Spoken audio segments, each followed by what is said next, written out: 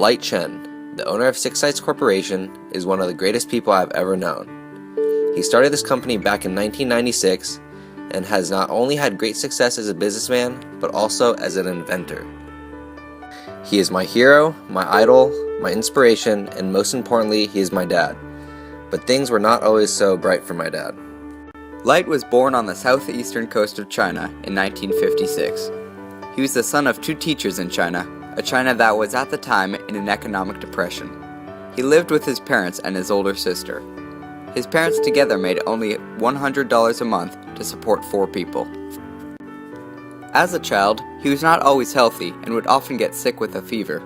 At this time, many kids in China got sick very often due to poor living conditions because of lack of economic stimulation. When he and his sister often got sick, his parents would spend most of their money on food and medicine. As a result, my dad and his sister would very rarely receive presents or toys. At the most, he would get maybe 1 present a year to satisfy his desire to play as a child. For fun, he got to play outside and skipped rocks on the river or played hopscotch in the road. His fondest memories in his youth were spending holidays with his family and eating a little more food than normal. He says, "I would get little bags of peanut candies wrapped in small glassy wrappers. I would always find the one wrapped in red and save it for last because it was quote unquote special. Nothing made me happier than eating these candies because during the year I could not afford to buy anything else." His family rented a small apartment that was about 400 square feet. This 400 square foot apartment housed 4 family members and the kitchen was outdoors. He said you walked in through a large wooden door to what would look like a single family house in Los Gatos. As you walked in, people filled the house as if the center room was the lobby of a hotel. As you made your way through the house, there were doors on both sides of the hallway.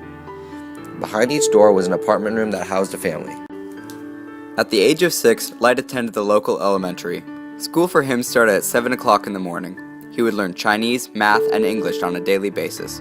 Luckily, his parents worked at the school next to my father's elementary school, so they could take him to eat lunch. Near the end of the school day, he would attend a PE class to get some exercise after being glued to a chair. At the end of the school day, he recalls, everyone would clean up the classroom by putting the chairs up on the table, cleaning the floor, and then proceeding to clean the tables off.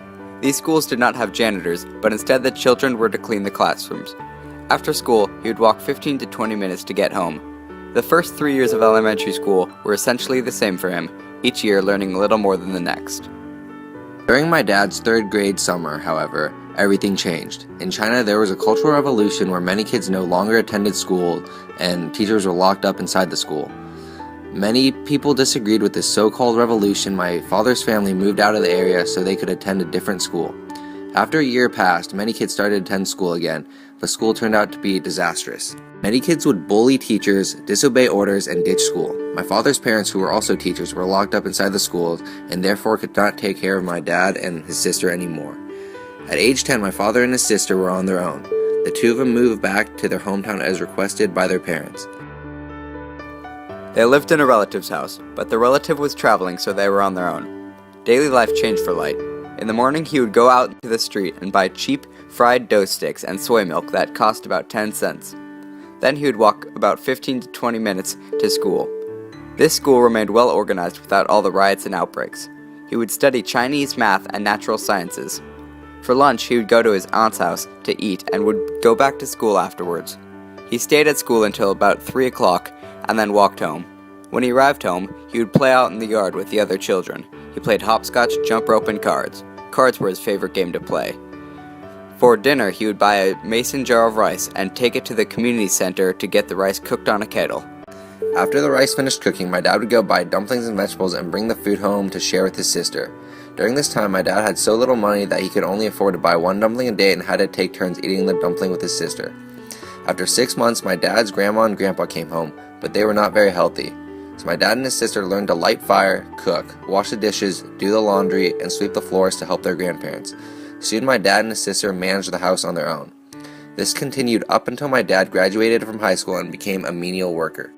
For 5 years, he worked as a pharmaceutical factory worker, a production line operator, a repairman, and as an apprentice of a cast iron worker. Then he went to college and graduated in 4 years with a bachelor's degree in mechanical engineering. Soon after graduating, he worked at an import-export company for 7 years. For the first year at this company, he participated in a 1-year intensive learning program. At this program, he learned about finance, international law, international business, marketing, and the English language. At this company, he worked as a sales engineer and a manager of product development. At this company, his monthly salary ranged from $47 for his first year to $140 in his 7th year. During his time at this company, my dad met my mom and they married in 1989. Their marriage was not grandiose or extravagant because they could not afford such a wedding. Soon after their marriage, my dad left this import-export company to work at a real estate company. Soon my sister was born and my parents had their first child. After 2 more years at this real estate company, my dad decided to come to America to study business. He attended Utah State University by himself for 1 year. Then my mom followed suit and came to America to major in accounting. When they came, they only had about $3,000. They rented a small 200 square foot apartment. Inside the apartment, they only had a mattress on the floor in the corner and a small 10-inch antenna television. They bought a $600 red Ford station wagon with well over 100,000 miles. My dad recalls that they had to drive up a hill every day to get to their apartment. My mom had to get out of the car to push it up the hill. Both my mom and my dad worked part-time jobs where they only made around $300 a month. He says we only spent $75 on food a month, and almost the rest of it went to my college tuition. I didn't have the luxury of buying luxuries. After a semester, they moved into an on-campus dorm at Utah State where they lived for 2.5 years until they graduated. My dad graduated with a master's degree in business and my mom graduated with a master's degree in accounting. They then moved to the Bay Area where my dad worked as a sales manager for a few different computer wholesale companies while my mom worked as an accountant at a different computer wholesale company. Together, they only made around $20,000 a year. Soon, I was born into the world. After 2 years at a computer wholesale company, my dad decided to leave and start his own company, Six Sites Corporation. During his first year of starting his new company, he worked as a sales representative for multiple wholesale power cable companies. After this, he decided that he had an opportunity to import cables and sell them directly to consumers on his own. He capitalized on this opportunity and turned his dream of owning a successful business into a reality. Slowly but surely, his business grew. This business growth was not easy, however. He would work an average of 10 hours a day sitting in his office buying electronic cables, mounting brackets, and communication cables, and selling them to clients in the United States. Not only did he just make phone calls all day, he would also travel very often to meet clients in Sacramento, Reno, and other places in the Bay Area because of high demand for electronic cables. He would have to work until 3 a.m. each night to communicate with his product suppliers in China. Each year he made around 4 to 10 business trips internationally and around 10 to 15 business trips domestically. Sometimes he would come home absolutely exhausted and ready to just collapse, but somehow he would find a way to continue working, no matter what. For 10 years he continued working just like this, day after day. Yet he still found a way to attend my soccer and basketball games, my sister's tennis games, take the whole family out on vacations, and continue to love his family unconditionally. 10 years after starting Six Sites Corporation, my dad's company grew significantly through business with clients. His clients saw him as reliable, knowledgeable, problem-solving, and he would always follow through with what he said. If my dad told a client that he would have his client's electric cables in 2 days, my dad would stay up all night until he made sure that he had the product ready. To accompany his company's growth, my dad asked my mom to be his accountant.